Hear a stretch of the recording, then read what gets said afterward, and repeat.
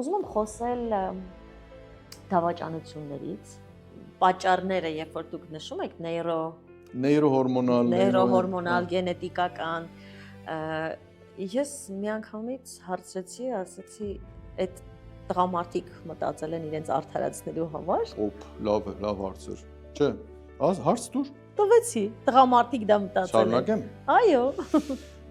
Ես չեմ կարծում, որ տղամարդիկ չեն հորինել, սա գիտնականներն են վերլուծել սա, բայց էվոլյուցիոն տեսություններ կան եւ շատ հայտնի մարդիկ գիտնականներ վերլուծել են եւ հասկացել են տղամարդը իր սովորաբար սոցիալական կարգավիճակով ինքը մոնոգամ է, այսինքն եթե ամուսնանում է բնականաբար ունի մեկ կին, մեկ ընտանիք եւ մեկ պատասխանատվություն սոցիալական իմաստով, բայց սեռական իմաստով պոլիգամ է տղամարդը։